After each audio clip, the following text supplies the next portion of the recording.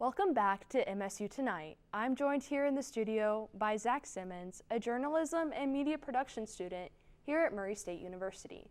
And now he's the EIC for the Murray State News. So, Zach, tell me a little bit about you coming into your new position. Well, I started last year as the sports editor, so I was in charge of making sure all of our sports content got out on the page, and then it would have been March of the last spring semester when I took over as EIC for Bree Hunter, and so now I've been taking full reign of, making sure our content goes out on the website, pages get produced properly, and just making sure we're all having a good time and working diligently. How do you kind of keep your writers and your staff working diligently? I try to run a little bit of a looser ship. I don't like to micromanage. I don't like being micromanaged either, so I just kind of, from a distance, I tell the section editors, hey, your writers are your own, tell them what you want to do. If there's any problems, try to address it within your group before you have to come to me. We've got a great, group of editors and writers as well so far this year that have done a fantastic job, and so really just maintaining the peace is how I keep everybody working diligently. So obviously you came from a sports background. Tell me a little bit about that and your love for sports and where that came from. Oh man, I've been a sports fan my entire life. My dad was really big into basketball when I was young, and as I grew up, I was playing basketball, was doing Little League football and this, that, and the third. And just as I've gotten older, my love for sports is, carried with me. Some people are more into news and politics and other stuff, and that just was never me. Despite my mom trying to put that on me, I've always been a sports person. And then I got the opportunity to work with the men's basketball team here on campus my first 2 years at Murray. And so that kind of helped transition and get me ready for covering and being around all the coaches and staff and players in my sports editor role, and now still in the EIC role.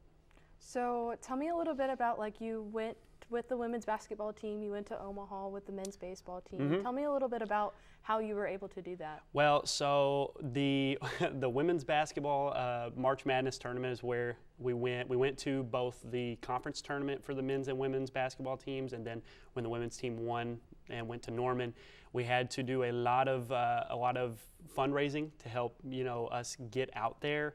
We were pretty committed, myself and the photo editor, Chris Pfister, were very committed to get out there and cover that tournament because it was the second all-time tournament appearance for the women. And so we wanted to be out there to document and continue to show our support for our women's basketball team that had a fantastic season. Omaha was a much different thing just because it was over the summer. Fortunately, I live here in Murray, so it was actually pretty easy to coordinate, but I actually rode to Omaha with my news advisor, Lee Wright, and her husband, who they were going to cover it for the Murray Ledger and Times, and they graciously let me travel with them. So tell me a little bit, that was a big thing for the Murray community. Mm-hmm. Tell me how that's kind of impacted not only the Murray State News, but you said you're a resident of Murray, how that's kind of impacted the town. Sports are just such a big thing in Murray, Kentucky, right? Kentucky it's known as a basketball state. It's not as big as Indiana, obviously, but especially around here in this small community where there's not much to do, the community is going to rally around the sports teams. And so for the Murray State baseball team to go on that unprecedented run, small mid-major school, they're the first Missouri Valley school to do that since 2021, if I remember correctly. I may be wrong on that stat, but it was incredible, and it just brought everybody together, and it made a whole lot of new baseball fans in the process because baseball is still kind of, I don't want to say still a growing sport, but it's getting more popular, especially on the college side. Is that affecting how you cover things now? Yes, a little bit, because we always try to do our best when it comes to getting even content for all the sports programs on campus. That was something that I made very apparent when I took over as sports editor last year. We've tried to continue that, and obviously now we just have to kind of shift our focus a lot more to baseball, which we did still cover, but we really had to push it into overdrive whenever they were winning the conference and going on to the World Series. What do you kind of hope to see from those teams, or how do you hope to kind of cover them in the future?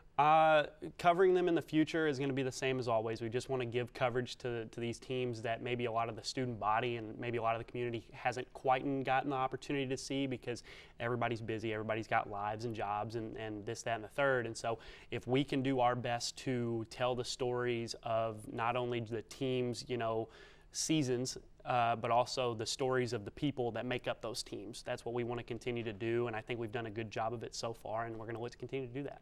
So you're still the EIC now, but will we ever see you again in the sports realm? I have committed to staying in sports. I've built so many fantastic relationships with the head men's basketball coach, head women's coach, football coach, Coach Skirka of the baseball team, and our athletic director, Nico Yanko. I've made all these terrific relationships, and it's blossomed into something beautiful, and we're going to keep it rolling for as long as we can.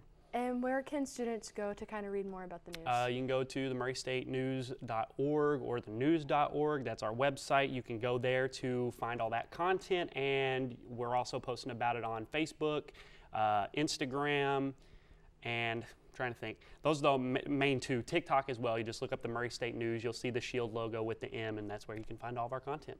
All right, guys, there you have it. Here was Zach Simmons. Be sure to check out the Murray State News. Don't go anywhere. We're about to find out how quick Zach is with meeting deadlines as I take him on in a game of Nitro Type. We'll be right back.